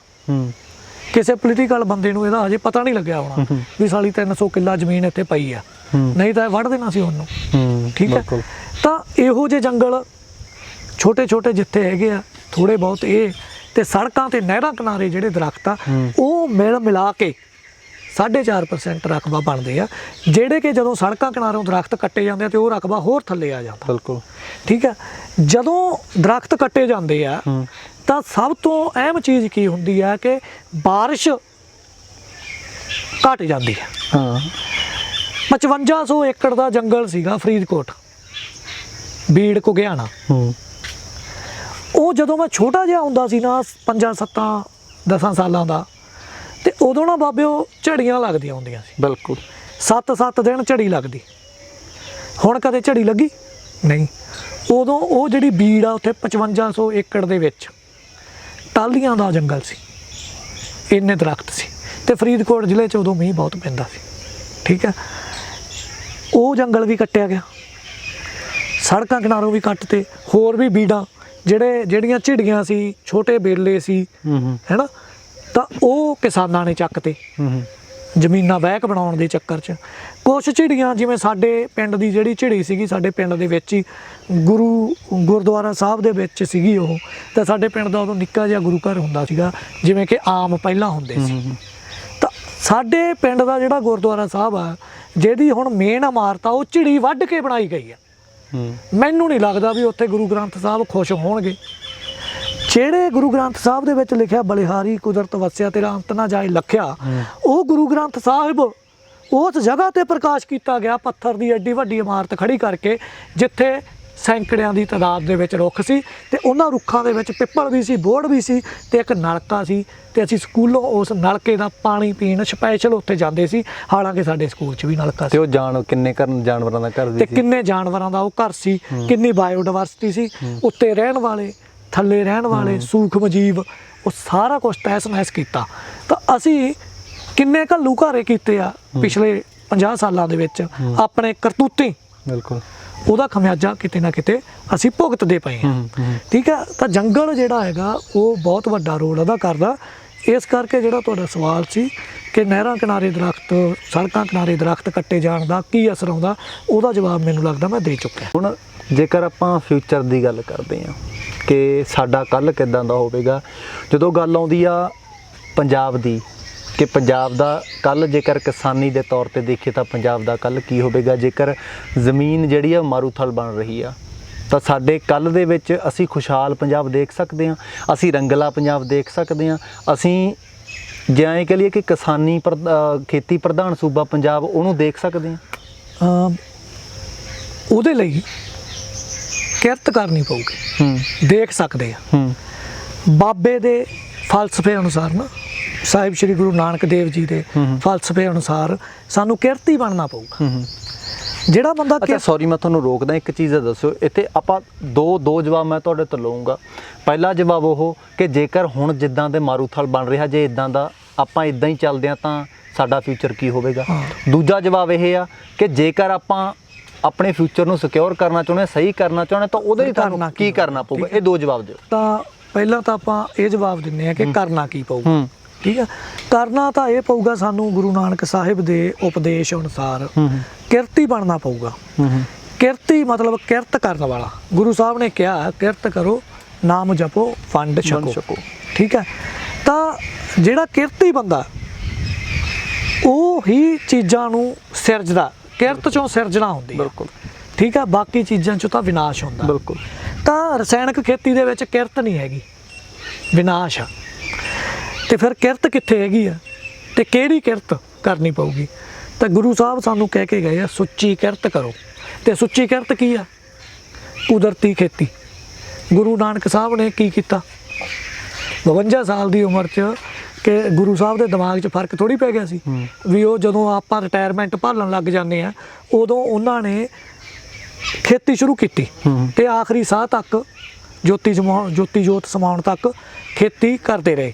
ਤਾਂ ਉਹਨਾਂ ਨੇ ਆਪਣੇ ਜੀਵਨ ਦਾ ਇੱਕ ਬਿਰਤਾਂਤ ਸਿਰਜ ਕੇ ਸਾਨੂੰ ਦੱਸਿਆ ਕਿ ਸਿੱਖੋ ਤੁਹਾਡਾ ਜੀਵਨ ਤੇ ਤੁਹਾਡੀ ਜੀਵਨ ਜਾਂਚ ਕੀ ਹੋਏਗੀ। ਸੁੱਚੀ ਕਿਰਤ ਕਰਨੀ ਹੈ ਤੇ ਖੇਤੀ ਤੋਂ ਵੱਧ ਸੁੱਚੀ ਕਿਰਤ ਕਿਤੇ ਨਹੀਂ ਹੋ ਸਕਦੀ, ਕਿਉਂਕਿ ਖੇਤੀ ਸਰਬੱਤ ਦਾ ਭਲਾ ਕਰਦੀ ਹੈ। ਬਿਲਕੁਲ। ਸਰਬੱਤ ਨੂੰ ਲੱਗਿਆ ਢਿੱਡ ਤੇ ਢਿੱਡ 'ਚ ਖੁਰਾਕ ਪੈਂਦੀ ਹੈ ਖੇਤੀ 'ਚੋਂ। ਠੀਕ ਹੈ, ਤੇ ਫਿਰ ਖੁਰਾਕ ਕਿਹੜੀ? ਸੁੱਚੀ, ਜ਼ਹਿਰ ਮੁਕਤ। ਉਹ ਖੁਰਾਕ ਕਿੱਥੋਂ ਪੈਦਾ ਹੋਊ? ਗੁਰੂ ਨਾਨਕ ਖੇਤੀ 'ਚੋਂ, ਜਿੱਥੇ ਆਹ ਰਸਾਇਣਕ ਖੇਤੀ ਵਾਲੇ ਝੰਜਟ ਜੱਬ ਨਹੀਂ ਕਰਨੇ। ਠੀਕ ਹੈ, ਤਾਂ ਉਹ ਖੇਤੀ ਕਰਦੇ ਹੋਏ ਅਸੀਂ ਧਰਤੀ ਹੇਠ ਪਾਣੀ ਦਾ ਪੱਧਰ ਵੀ 2-4 ਸਾਲਾਂ 'ਚ ਉੱਪਰ ਲੈ ਆਵਾਂਗੇ, ਇਹ ਮੈਂ ਲਿਖ ਕੇ ਦੇ ਸਕਦਾ। ਠੀਕ ਹੈ, 5 ਸਾਲ ਤੋਂ ਜ਼ਿਆਦਾ ਸਮੇਂ ਨਹੀਂ ਲੱਗੇਗਾ। ਸਾਡਾ ਧਰਤੀ ਹੇਠ ਪਾਣੀ ਮਿੱਠਾ ਵੀ ਹੋਏਗਾ ਤੇ ਪੱਧਰ ਵੀ ਉੱਤੇ ਆਏਗਾ, ਕਿਉਂਕਿ ਧਰਤੀ ਤੋਂ ਵੱਡਾ ਫਿਲਟਰ ਕੋਈ ਨਹੀਂ। ਜਿੰਨਾ ਬਾਰਿਸ਼ ਦਾ ਪਾਣੀ ਵਰਸਦਾ ਉਹ ਧਰਤੀ ਤੇ ਪਹਿਲਾਂ ਰੁਕਣਾ ਜ਼ਰੂਰੀ ਹੁੰਦਾ, ਫਿਰ ਸੋਖਿਆ ਜਾਣਾ ਜ਼ਰੂਰੀ ਹੁੰਦਾ, ਤੇ ਫਿਰ ਥੋੜਾ ਜਿਹਾ ਉੱਤੇ ਰੋਕਣਾ ਵੀ ਜ਼ਰੂਰੀ ਹੁੰਦਾ। ਜਿਹੜੀ ਜ਼ਮੀਨ ਕੁਦਰਤੀ ਰੂਪ ਦੇ ਵਿੱਚ ਹੈਗੀ ਆ, ਜਿਹੜੀ ਮੰਡ ਨਹੀਂ ਹੋਈ, ਕੱਦੂ ਨਹੀਂ ਹੋਇਆ, ਜਿਹਦੇ ਤੇ ਕਹਿਰ ਨਹੀਂ ਢਾਇਆ ਭਾਰੀਆਂ ਮਸ਼ੀਨਾਂ ਨੇ, ਉਹ ਜ਼ਮੀਨ ਉਹ ਕੰਮ ਕਰਦੀ ਹੈ। ਕੁਦਰਤੀ ਖੇਤੀ ਵਾਲੇ ਖੇਤਾਂ ਦੇ ਵਿੱਚ ਬਾਰਿਸ਼ ਦਾ ਪਾਣੀ ਵਰਸਦਾ, ਰੁਕਦਾ, ਰੁੜਦਾ ਨਹੀਂ। ਬਿਲਕੁਲ ਬਿਲਕੁਲ। ਰੁਕਦਾ, ਰੁਕਣ ਤੋਂ ਬਾਅਦ ਸਮਾ ਜਾਂਦਾ ਤੇ ਉਹਦੇ ਕਰਕੇ ਧਰਤੀ ਹੇਠਲੇ ਪਾਣੀ ਦਾ ਪੱਧਰ ਉੱਚਾ ਵੀ ਆਉਂਦਾ ਤੇ ਮਿੱਠਾ ਵੀ ਹੁੰਦਾ। ਸਾਡਾ ਇੱਕ ਖੇਤ ਆ ਸੋਹਣਗੜ੍ਹ ਨੈਚੁਰਲ ਫਾਰਮਸ, ਕਮਲਜੀਤ ਹੇਅਰ ਭਾਜੀ ਦਾ ਖੇਤ ਹੈ, ਐਡਵੋਕੇਟ ਸਾਹਿਬ ਦਾ। ਉਸ ਖੇਤ ਦੇ ਵਿੱਚ ਜਿੱਦਾਂ ਅਸੀਂ ਕੁਦਰਤੀ ਖੇਤੀ ਕਰਨ ਵੜੇ, ਉਦੋਂ ਉਸ ਖੇਤ 'ਚ ਲੱਗੇ ਹੋਏ ਨਲਕੇ ਦਾ ਪਾਣੀ ਅਸੀਂ ਪੀ ਨਹੀਂ ਸੀ ਸਕਦੇ, ਤੇ 5 ਸਾਲਾਂ ਬਾਅਦ ਉਹਦਾ ਪਾਣੀ ਅਸੀਂ ਪੀਂਦੇ ਪਏ ਹਾਂ ਲਗਾਤਾਰ, ਅੱਖਾਂ ਮੀਚ ਕੇ ਨਲਕੇ ਦਾ ਹੀ ਪਾਣੀ ਅਸੀਂ ਪੀਂਦੇ ਪਏ ਹਾਂ। ਤਾਂ ਉਹ 5-7 ਸਾਲਾਂ ਦੀ ਕੁਦਰਤੀ ਖੇਤੀ ਨੇ ਉੱਥੇ ਜਿਹੜਾ ਹੈਗਾ ਸਾਡਾ ਗਰਾਊਂਡ ਵਾਟਰ ਮਿੱਠਾ ਵੀ ਕਰਤਾ ਤੇ ਉਹਦਾ ਪੱਧਰ ਵੀ ਉੱਚਾ ਲੈ ਜਾਂਦਾ। ਠੀਕ ਆ, ਇਹ ਰਾਹ ਹੈਗਾ ਗੁਰੂ ਨਾਨਕ ਖੇਤੀ, ਜਿਹਨੂੰ ਮੈਂ ਪਹਿਲਾਂ ਹੀ ਨਾਮ ਦੇ ਕੇ ਹਟਿਆ, ਸਾਂਝੀ ਸਹਿਯੋਗੀ ਸਰਬੱਤ ਦੇ ਭਲੇ ਦੀ ਗੁਰੂ ਨਾਨਕ ਖੇਤੀ। ਹੁਣ ਅਗਲਾ ਸਵਾਲ ਜਿਹੜਾ ਸੀਗਾ ਉਹਦਾ ਜਵਾਬ ਕਿ ਜੇ ਅਸੀਂ ਇਦਾਂ ਹੀ ਚੱਲਦੇ ਰਹੇ ਤੇ ਗੁਰੂ ਨਾਨਕ ਦਾ ਰਾਹ ਨਹੀਂ ਫੜਿਆ ਤਾਂ ਫਿਰ ਕੀ ਹੋਊਗਾ? ਤਾਂ ਫਿਰ ਬਾਈ ਗੁਰੂ ਨਾਨਕ ਦਾ ਰਾਹ ਤਾਂ ਅਸੀਂ ਛੱਡੀ ਬੈਠੇ ਆ। ਗੁਰੂ ਨਾਨਕ ਸਾਹਿਬ ਸਾਨੂੰ ਕਹਿ ਕੇ ਗਏ ਵੀ ਖੇਤੀ ਤੁਹਾਡਾ ਹੀ ਕਾਰ ਆ, ਇਹ ਕਰਨੀ ਆ ਆਪਾਂ। ਠੀਕ ਹੈ, ਤੇ ਗੁਰੂ ਨਾਨਕ ਸਾਹਿਬ ਤੋਂ ਬਾਅਦ 10ਵੀਂ ਜੋਤ ਤੱਕ ਜਿਹੜੀ ਪ੍ਰੋਗਰੈਸ ਹੋਈ, ਉਸ ਪ੍ਰੋਗਰੈਸ ਦੌਰਾਨ ਗੁਰੂ ਸਾਹਿਬ 10ਵੇਂ ਪਾਤਸ਼ਾਹ ਜਿਹੜੇ ਹੈਗੇ ਉਹ ਬੰਦਾ ਸਿੰਘ ਬਹਾਦਰ ਜੀ ਨੂੰ ਆਪਣਾ ਬੰਦਾ ਥਾਪ ਕੇ ਪੰਜਾਬ ਭੇਜਦੇ ਆ। ਤੇ ਫਿਰ ਬਾਬਾ ਬੰਦਾ ਸਿੰਘ ਬਹਾਦਰ ਜੀ ਕੀ ਕਰਦੇ ਆ? ਸਾਨੂੰ ਖੇਤੀ ਕਰਨ ਵਾਲਿਆਂ ਨੂੰ ਜ਼ਮੀਨਾਂ ਦੇ ਮਾਲਕ ਬਣਾ ਜਾਂਦੇ ਆ। ਕੀ ਕਰ ਜਾਂਦੇ ਆ? ਮੁਜਾਰਿਆਂ ਤੋਂ ਮਾਲਕ ਬਣਾ ਜਾਂਦੇ ਆ। ਤਾਂ ਸਾਨੂੰ ਗੁਰੂ ਸਾਹਿਬ ਨੇ ਬਣਾਇਆ ਮਾਲਕ 10 ਜੋਤਾਂ ਨੇ। ਬਿਲਕੁਲ। ਤੇ ਅਸੀਂ ਆਹ ਸਾਰਾ ਕੁਝ ਕਰਦੇ ਹੋਏ ਪਿਛਲੇ 150-200 ਸਾਲ ਦੇ ਵਿੱਚ, ਖਾਸ ਤੌਰ ਤੇ ਪਿਛਲੇ 70-72 ਸਾਲਾਂ ਦੇ ਵਿੱਚ ਮਾਲਕ ਵਾਲਾ ਰੁਤਬਾ ਤਿਆਗ ਕੇ ਨੌਕਰ ਬਣਨ ਦੇ ਵਿੱਚ ਆਪਣਾ ਸਾਰਾ ਜ਼ੋਰ ਲਗਾ ਦਿੱਤਾ। ਸਾਰੀ એનર્ਜੀ, ਸਾਰੀ ਊਰਜਾ ਨੌਕਰ ਬਣਨ 'ਚ ਝੋਕਤੀ ਆ, ਆਰਥਿਕ ਵਸੀਲੇ ਵੀ ਉਧਰ ਝੋਕਤੇ ਆ। ਹੁਣ ਕੀ ਹੋ ਰਿਹਾ? ਅਖੇ ਜੀ ਪੰਜਾਬ 'ਚ ਤਾਂ ਕੁਛ ਵੱਟੀ ਦਾ ਨਹੀਂਗਾ, ਇੱਥੇ ਤਾਂ ਕੁਛ ਦੀਂਦਾ ਨਹੀਂਗਾ।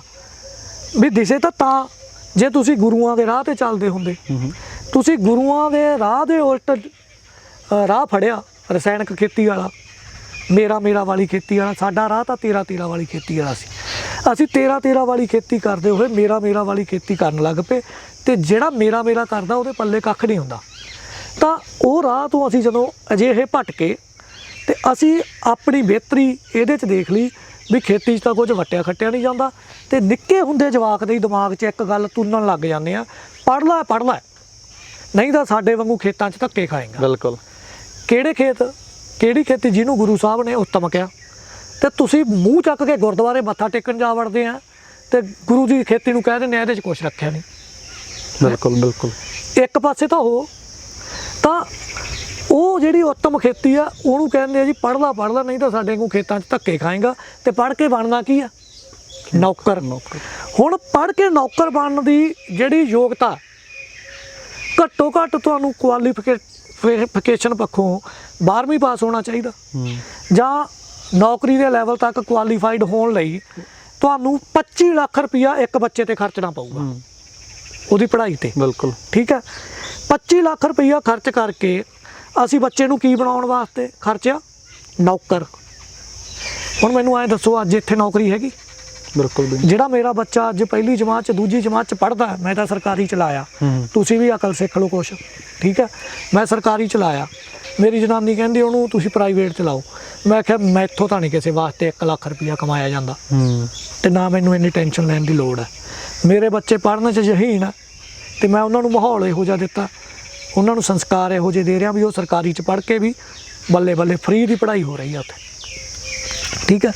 ਤਾਂ 25 ਲੱਖ ਖਰਚ ਕੇ ਤੁਸੀਂ ਬੱਚੇ ਨੂੰ ਨੌਕਰ ਬਣਨ ਦੇ ਯੋਗ ਬਣਾਤਾ। ਹੁਣ ਜਾਂ ਤਾਂ ਉਹ ਇੰਡੀਆ 'ਚ ਨੌਕਰ ਬਣ ਜੇ, ਤੇ ਨੌਕਰੀ ਤਾਂ ਹੈ ਨਹੀਂ। 25 ਲੱਖ ਖਰਚ ਕੇ ਉਹ ਇੰਡੀਆ 'ਚ ਵੀ ਨੌਕਰ ਨਹੀਂ ਬਣ ਪਾ ਰਿਹਾ, ਤਾਂ ਫਿਰ ਕਹਿੰਦੇ ਵੀ ਇਹਨੂੰ ਆਈਲੈਟਸ ਕਰਾਓ, ਬਾਹਰ ਭੇਜੋ, ਤੇ ਇਹਨੂੰ ਬਾਹਰ ਭੇਜੋ। ਤੇ 25-30 ਲੱਖ ਰੁਪਇਆ ਉੱਤੇ ਹੋਰ ਲਾ ਦਿੰਦੇ ਆ। 50-55 ਲੱਖ ਰੁਪਇਆ ਖਰਚ ਕੇ ਅਸੀਂ ਆਪਣੇ ਬੱਚਿਆਂ ਨੂੰ ਕੀ ਕਰਨ ਵਾਸਤੇ ਪੜ੍ਹਾ ਰਹੇ ਆ? ਨੌਕਰ ਬਣਨ ਵਾਸਤੇ, ਮਜ਼ਦੂਰੀ ਕਰਨ ਵਾਸਤੇ। ਇੰਡੀਆ 'ਚ ਨਹੀਂ ਤਾਂ ਕੈਨੇਡਾ 'ਚ ਸਹੀ। ਤੇ ਇਹਦਾ ਮਤਲਬ ਕੀ ਆ? ਇਹਦਾ ਮਤਲਬ ਮਾਲਕੀ ਤਾਂ ਨਹੀਂ ਹੈਗਾ ਨਾ, ਇਹਦਾ ਮਤਲਬ ਗੁਲਾਮੀ ਆ। ਤਾਂ ਗੁਰੂਆਂ ਨੇ ਸਾਨੂੰ ਮਾਲਕ ਬਣਾਇਆ, ਅਸੀਂ ਉਹਨਾਂ ਦੇ ਫਲਸਫੇ ਨੂੰ ਪਿੱਠ ਦਿਖਾਈ, ਵਿਦਾਵਾ ਲਿਖਿਆ, ਤੇ ਅਸੀਂ ਨੌਕਰ ਬਣਨ ਵਾਲੇ ਪਾਸੇ ਚਲੇ ਗਏ। ਦੂਜਾ ਰਾਹ ਜਿਹੜਾ ਨੌਕਰ ਬਣਨ ਦਾ ਰਾਹ, ਜੇਕਰ ਅਸੀਂ ਇਦਾਂ ਹੀ ਚਲੇ ਗਏ ਤੇ ਨੌਕਰ ਬਣਨ ਦਾ ਰਾਹ, ਤੇ ਨੌਕਰੀ ਵੀ ਫਿਰ ਬੰਧੂਆ ਮਜ਼ਦੂਰੀ ਵਾਲੀ ਹੋਏਗੀ। ਹੁਣ ਕੈਨੇਡਾ 'ਚ ਇੰਨਾ ਰੋਜ਼ਗਾਰ ਨਹੀਂ ਪਿਆ ਵੀ ਸਾਰੇ ਪੰਜਾਬ ਨੂੰ ਕੈਨੇਡਾ ਸਾਂਭ ਲਓ। ਤੇ ਜਦੋਂ ਤੁਸੀਂ ਆਪਣਾ ਸਾਰੇ ਵਸੀਲੇ ਖਵਾ ਕੇ ਕਿਤੇ ਜਾਓਗੇ, ਤਾਂ ਪਹਿਲੀ ਗੱਲ ਤਾਂ ਉਹ ਹੈ ਵੀ ਜਿਹੜੇ ਪ੍ਰਵਾਸੀ ਭਰਾ ਸਾਡੇ ਇੱਥੇ ਆਉਂਦੇ ਆ, ਆਪਾਂ ਉਹਨਾਂ ਨੂੰ ਕਿੰਨੀ ਕੁ ਇੱਜ਼ਤ ਦਿੰਦੇ ਆ। ਭਈਏ ਤੋਂ ਬਿਨਾਂ ਗੱਲ ਨਹੀਂ ਕਰਦੇ। ਠੀਕ ਹੈ, ਗਾਲ ਦੁੱਪੜ ਵੀ ਕੱਢ ਦਿੰਦੇ ਆ। ਠੀਕ ਹੈ, ਤਾਂ ਉਹਨਾਂ ਦੀ ਜਿੰਨੀ ਕੁ ਇੱਜ਼ਤ ਆਪਣੇ ਮਨ 'ਚ ਹੁੰਦੀ ਹੈ, ਉਨੀ ਕੁ ਗਾਂ ਸਾਨੂੰ ਮਿਲੂਗੀ। ਤੇ ਜਦੋਂ ਤੁਹਾਡਾ ਉੱਥੇ ਜਮਾਵੜਾ ਵੱਧ ਜਾਏਗਾ, ਜਿਵੇਂ ਅਸੀਂ ਕਹਿੰਦੇ ਆ ਲੁਧਿਆਣੇ 'ਚ ਤਾਂ ਭਈਏ ਹੀ ਭਈਏ ਹੋ ਗਏ, ਲੁਧਿਆਣਾ ਤਾਂ ਗਿਆ ਪੰਜਾਬ ਦੇ ਹੱਥੋਂ, ਤੇ ਉਵੇਂ ਕੈਨੇਡਾ ਵਾਲੇ ਵੀ ਜਿਹੜੇ ਮੇਨ ਸਿਟੀਜ਼ਨਸ ਹੈਗੇ ਆ, ਉਹ ਵੀ ਕਹਿਣਗੇ ਵੀ ਆਹ ਕਿੱਥੋਂ ਆ ਗਏ, ਇਹਨਾਂ ਨੇ ਤਾਂ ਸਾਡੇ ਰੋਜ਼ਗਾਰ 'ਤੇ ਹੀ ਕਬਜ਼ਾ ਕਰ ਲਿਆ। ਤੇ ਕੱਲ੍ਹ ਨੂੰ ਤੁਹਾਨੂੰ ਉੱਥੇ ਬੇਆਬਰੂ ਵੀ ਹੋਣਾ ਪਏਗਾ, ਬੇਇੱਜ਼ਤ ਵੀ ਹੋਣਾ ਪਏਗਾ।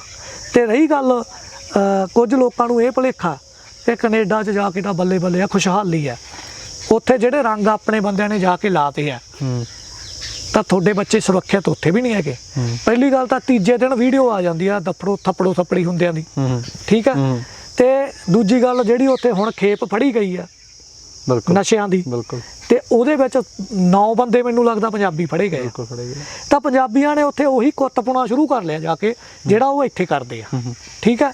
ਡਰੱਗ ਪੈਡਲਰ ਬਣ ਗਏ, ਤੇ ਉਹ ਡਰੱਗ ਦੇ ਕਿਹਨੂੰ ਰਹੇ ਆ? ਕਾਲਜ ਦੇ ਮੁੰਡਿਆਂ ਨੂੰ, ਕਾਮੀਕਾਰੀ ਮੁੰਡਿਆਂ ਕੁੜੀਆਂ ਨੂੰ। ਤੇ ਸਾਡੇ ਬੱਚੇ ਨਾ ਇੱਥੇ ਸੁਰੱਖਿਅਤ ਆ ਨਾ ਉੱਥੇ ਸੁਰੱਖਿਅਤ ਆ। ਕਿਉਂਕਿ ਅਸੀਂ ਗੁਰੂ ਤੋਂ ਮੁੱਖ ਮੋੜਿਆ। ਤੇ ਜਿੰਨਾ ਚਿਰ ਨਾ ਭਾਈ ਮਹਾ ਸਿੰਘ ਨੇ ਵਿਦਾਵਾ ਪੜਵਾਇਆ ਨਹੀਂ ਸੀ, ਤੇ ਉਹਨਾਂ ਚਿਰ 40 ਮੁਕਤੇ ਨਹੀਂ ਬਣੇ ਸੀ। ਆਪ ਸਾਨੂੰ ਵੀ ਜਿਹੜਾ ਹੈ, ਜੇਕਰ ਅਸੀਂ ਇਸ ਜਿਹੜਾ ਹੈ ਜਾਲ ਦੇ ਵਿੱਚੋਂ ਬਾਹਰ ਆਉਣਾ, ਰਵਾਇਤੀ ਫਸਲਾਂ ਜਿਹੜੀਆਂ ਸਾਡੀਆਂ ਨੇ ਉਹ ਅਪਣਾਉਣੀਆਂ ਪੈਣਗੀਆਂ। ਇਹਨਾਂ ਕੱਲੀਆਂ ਫਸਲਾਂ ਦੀ ਗੱਲ ਨਹੀਂ ਹੈਗੀ, ਸਾਨੂੰ ਗੁਰੂ ਫਲਸਫਾ ਅਪਣਾਉਣਾ। ਬਿਲਕੁਲ। ਉਹਦਾ ਮੇਨ ਜਿਹੜਾ ਕਿਰਤ ਵਾਲਾ ਹਿੱਸਾ, ਉਹ ਸਾਨੂੰ ਖੇਤੀ ਨਾਲ ਜੋੜਦਾ। ਜਦੋਂ ਗੁਰੂ ਫਲਸਫਾ ਅਪਣਾਉਣੇ ਆ, ਤਾਂ ਗੁਰੂ ਫਲਸਫਾ ਕਹਿੰਦਾ ਰਾਈਆਂ ਚਿੜੀ ਗਊ ਗਰੀਬ ਦੇ ਭਾਗੀ, ਚਿੜੀ ਜਨੌਰ ਦੇ ਭਾਗੀ, ਰਾਈਆਂ ਪਾਂਦੀਆਂ ਦੇ ਭਾਗੀ, ਹਾਲੀਆਂ ਪਾਲੀਆਂ ਦੇ ਭਾਗੀ, ਸਭ ਦੇ ਕਰਮਾਂ ਨੂੰ ਦੇ। ਮੇਰਾ ਜਿਹੜਾ ਪੜਦਾਦਾ ਸੀ ਉਹ ਜਦੋਂ ਬੀਜ ਪਾਉਂਦਾ ਖੇਤ ਤੇ ਉਹ ਇਹ ਬੋਲਦਾ ਸੀ, ਗਊ ਗਰੀਬ ਦੇ ਭਾਗੀ, ਚਿੜੀ ਜਨੌਰ ਦੇ ਭਾਗੀ, ਰਾਈਆਂ ਪਾਂਦੀਆਂ ਦੇ ਭਾਗੀ, ਹਾਲੀਆਂ ਪਾਲੀਆਂ ਦੇ ਭਾਗੀ, ਸਭ ਦੇ ਕਰਮਾਂ ਨੂੰ ਦੇਈ। ਤੇ ਅੱਜ ਸਾਡੇ ਖੇਤ 'ਚੋਂ ਜੇ ਕੋਈ ਚਿੜੀ ਪਾਣੀ ਪੀ ਲੇ ਉਹ ਮਰ ਜਾਂਦੀ ਹੈ, ਜੇ ਸੱਪ ਪਾਣੀ ਪੀ ਲੇ ਉਹ ਮਰ ਜਾਂਦਾ। ਸਾਡੇ ਖੇਤ 'ਚ ਗਊ ਵੜ ਨਹੀਂ ਸਕਦੀ ਤੇ ਗਰੀਬ ਨੂੰ ਅਸੀਂ ਦੂਰੇ ਹੀ ਠੋਕਰ ਦਿੰਦੇ ਆ, ਖਬਰਦਾਰ ਜੇ ਮੇਰੇ ਖੇਤ 'ਚ ਵੜਿਆ। ਤਾਂ ਗੁਰੂ ਨਾਨਕ ਸਾਹਿਬ ਮਲਕ ਭਾਗੋ ਦੀ ਰੋਟੀ ਇਸ ਲਈ ਨਹੀਂ ਖਾਂਦੇ ਕਿ ਇਹਦੀ ਰੋਟੀ 'ਚ ਗਰੀਬਾਂ ਦੀ ਲੁੱਟ ਕੀਤੀ ਗਈ ਆ, ਗਰੀਬਾਂ ਦਾ ਖੂਨ ਪਸੀਨਾ ਨਿਚੋੜ ਕੇ ਇਹਦੀ ਰੋਟੀ ਬਣੀ ਆ। ਤਾਂ ਗੁਰੂ ਨਾਨਕ ਉਹਦੀ ਰੋਟੀ ਨੂੰ ਠੋਕਰ ਮਾਰ ਦਿੰਦੇ ਆ। ਤੇ ਅੱਜ ਕੱਲਾ ਕੱਲਾ ਬੰਦਾ ਆਪਣੇ ਘਰੇ ਮਲਕ ਭਾਗੋ ਬਣਿਆ ਪਿਆ। ਜਿਹੜਾ ਬੰਦਾ ਗਰੀਬ ਨੂੰ ਆਪਦੇ ਖੇਤ 'ਚੋਂ ਗਹਿਰਦਾ ਤੇ ਗਊ ਨੂੰ ਆਪਦੇ ਖੇਤ 'ਚੋਂ ਗਹਿਰਦਾ, ਜਿਹਦੇ ਖੇਤ 'ਚੋਂ ਚਿੜੀ ਜਨੌਰ ਪਾਣੀ ਪੀ ਕੇ ਮਰ ਜਾਂਦੇ ਆ, ਉਹ ਬੰਦਾ ਗੁਰੂ ਨਾਨਕ ਦਾ ਪੈਰੋਕਾਰ ਨਹੀਂ ਹੋ ਸਕਦਾ। ਉਹ ਮੱਥਾ ਚਾਹੇ ਜਿੰਨਾ ਮਰਜ਼ੀ ਟੇਕੇ, ਉਹ ਸਿੱਖ ਨਹੀਂ ਹੋ ਸਕਦਾ। ਤੇ ਚਾਹੇ ਉਹਦੇ ਐਡੀ ਐਡੀ ਦਾੜੀ ਹੋਵੇ ਤੇ ਐਡਾ ਭਾਵੇਂ ਉਹਦੇ ਜੂੜਾ ਹੋਵੇ, ਉਹ ਸਿੱਖ ਨਹੀਂ ਹੋ ਸਕਦਾ। ਅੱਛਾ, ਹੁਣ ਜਾਂਦੇ ਜਾਂਦੇ ਸੁਨੇਹਾ ਕੀ ਰਹੇਗਾ ਕਿਸਾਨ ਭਰਾਵਾਂ ਦੇ ਲਈ, ਕਿਸਾਨ ਵੀਰਾਂ ਦੇ ਲਈ? ਸੁਨੇਹਾ ਇਹੀ ਹੈ, ਪੰਜਾਬ ਨੂੰ ਸਿਰਫ ਅਤੇ ਸਿਰਫ ਗੁਰੂ ਫਲਸਫੇ ਮੁਤਾਬਕ ਚੱਲ ਕੇ ਹੀ ਬਚਾਇਆ ਜਾ ਸਕਦਾ। ਤੇ ਇਹ ਸਾਰੀ ਜ਼ਿੰਮੇਵਾਰੀ ਹੁਣ ਸਾਡੇ ਤੇ। ਮੈਂ ਤੁਹਾਡੇ ਸਾਹਮਣੇ ਆ ਜਿਹੜਾ ਪ੍ਰਵਚਨ ਦੇ ਰਿਹਾ, ਇਹ ਪ੍ਰਵਚਨ ਦੇਣਾ ਸੌਖਾ ਹੈ।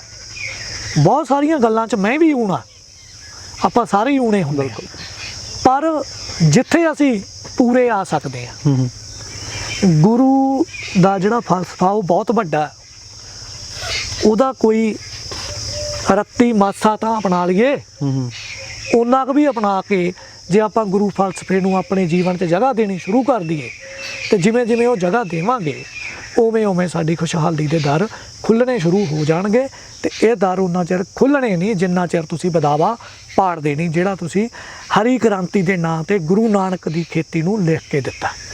ਦਬੜੀ ਖੰਨਾ ਸਾਹਿਬ, ਤੁਹਾਡਾ ਬਹੁਤ ਬਹੁਤ ਧੰਨਵਾਦ ਕਰਾਂਗੇ। ਤੁਸੀਂ ਅੱਜ ਉਸ ਵਿਸ਼ੇ 'ਤੇ ਜਿਹੜੀ ਆ ਗੱਲਬਾਤ ਕੀਤੀ ਆ, ਜਿਹੜਾ ਵਿਸ਼ਾ ਬੜਾ ਗੰਭੀਰ ਆ, ਜਿਹੜਾ ਵਿਸ਼ਾ ਜਦੋਂ ਸਾਡੇ ਸਾਹਮਣੇ ਆਉਂਦਾ, ਇਹ ਤਸਵੀਰ ਸਾਡੇ ਸਾਹਮਣੇ ਆਉਂਦੀ ਆ ਤਾਂ ਸਾਨੂੰ ਸੋਚੀ ਪਾਉਂਦੀ ਆ ਕਿ ਯਾਰ ਜੇ ਆਹ ਹੋਊਗਾ ਤਾਂ ਕੱਲ੍ਹ ਨੂੰ ਸਾਡਾ ਕੀ ਹੋਊਗਾ, ਸਾਡੇ ਜਵਾਕਾਂ ਦਾ ਕੀ ਹੋਊਗਾ। ਸੋ ਉਸ ਵਿਸ਼ੇ 'ਤੇ ਤੁਸੀਂ ਗੱਲਬਾਤ ਕੀਤੀ, ਅਸੀਂ ਉਮੀਦ ਕਰਦੇ ਹਾਂ ਕਿ ਸਾਡੇ ਸਰੋਤਿਆਂ ਦੇ ਸਮਝੀ ਜ਼ਰੂਰ ਪਈ ਹੋਣੀ ਆ, ਤਾਂ ਜੋ ਉਹ ਗੁਰੂ ਦੇ ਫਲਸਫੇ ਨੂੰ ਜਿਹੜੇ ਆ ਜ਼ਰੂਰ ਅਪਣਾਉਣਗੇ। ਸੋ ਤੁਸੀਂ ਕੀਮਤੀ ਸਮੇਂ 'ਚੋਂ ਸਮਾਂ ਦਿੱਤਾ, ਤੁਹਾਡਾ ਬਹੁਤ ਬਹੁਤ ਧੰਨਵਾਦ। ਤੁਹਾਡਾ ਵੀ ਸ਼ੁਕਰੀਆ ਜੀ, ਇਹੋ ਜਿਹੇ ਵਿਸ਼ਿਆਂ 'ਤੇ ਤੁਸੀਂ ਮੈਨੂੰ ਲੋਕਾਂ ਦੇ ਰੂਬਰੂ ਕਰ ਦਿੰਦੇ ਹੋ ਜੀ, ਬਹੁਤ ਬਹੁਤ ਧੰਨਵਾਦ।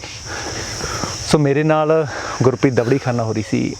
ਗੱਲਬਾਤ ਉਸ ਵਿਸ਼ੇ 'ਤੇ ਰਹੀ ਆ, ਜਿੱਦਾਂ ਮੈਂ ਪਹਿਲਾਂ ਵੀ ਦੱਸਿਆ ਕਿ ਜਿਹੜਾ ਵਿਸ਼ਾ ਬੜਾ ਗੰਭੀਰ ਆ, ਜਿਸ ਵਿਸ਼ੇ ਬਾਰੇ ਸ਼ਾਇਦ ਸੋਚ ਕੇ ਅਸੀਂ ਕੰਬ ਜਾਂਦੇ ਹਾਂ, ਕਿਉਂਕਿ ਹੁਣ ਤੱਕ ਅਸੀਂ ਆਪਣੇ ਪੁਰਖਿਆਂ ਤੋਂ ਸੁਣਦੇ ਆਏ ਹਾਂ ਕਿ ਭਾਈ ਅਸੀਂ ਖੇਤੀ ਕੀਤੀ ਆ, ਸਾਡੇ ਪਿਓ ਦਾਦਿਆਂ ਨੇ ਖੇਤੀ ਕੀਤੀ ਆ, ਉਹਨਾਂ ਦੇ ਪਿਓ ਦਾਦਿਆਂ ਨੇ ਖੇਤੀ ਕੀਤੀ ਆ, ਸਾਡੇ ਅੱਗੇ ਵੀ ਸਾਡੀਆਂ ਪੀੜ੍ਹੀਆਂ ਜਿਹੜੀਆਂ ਖੇਤੀ ਕਰਨੀਆਂ, ਇੱਥੋਂ ਅਸੀਂ ਖਾਂਦੇ ਹਾਂ। ਜੇ ਖੁਸ਼ਹਾਲ ਪੰਜਾਬ ਵੱਜਦਾ ਆ, ਜੇ ਖੁਸ਼ਹਾਲ ਪੰਜਾਬ ਆਖਿਆ ਜਾਂਦਾ ਆ, ਤਾਂ ਉਹ ਖੇਤੀਬਾੜੀ ਕਰਕੇ ਹੀ ਆਖਿਆ ਜਾਂਦਾ ਹੈ। ਜੇ ਅਸੀਂ ਖੁਸ਼ਹਾਲ ਹਾਂ ਤਾਂ ਖੇਤੀਬਾੜੀ ਕਰਕੇ ਹੀ ਖੁਸ਼ਹਾਲ ਹਾਂ। ਪਰ ਕੱਲ੍ਹ ਨੂੰ ਜਦੋਂ ਇਹ ਗੱਲ ਸੋਚਣ ਦੇ ਵਿੱਚ ਆਉਂਦੀ ਆ, ਜਦੋਂ ਇਹ ਗੱਲ ਸੁਣਨ ਦੇ ਵਿੱਚ ਆਉਂਦੀ ਆ ਕਿ ਕੱਲ੍ਹ ਨੂੰ ਸਾਡੀ ਜ਼ਮੀਨ ਤਾਂ ਯਾਰ ਮਾਰੂਥਲ ਬਣ ਜਾਣੀ ਹੈ, ਅਤੇ ਮਾਰੂਥਲ ਦੇ ਵਿੱਚ ਤਾਂ ਫਿਰ ਅਸੀਂ ਕੀ ਉਗਾਵਾਂਗੇ, ਕੀ ਖਾਵਾਂਗੇ, ਤਾਂ ਇਹ ਚੀਜ਼ਾਂ ਜਿਹੜੀਆਂ ਨੇ ਜ਼ਰੂਰ ਰੂਹ ਕੰਬਾ ਦਿੰਦੀਆਂ ਨੇ।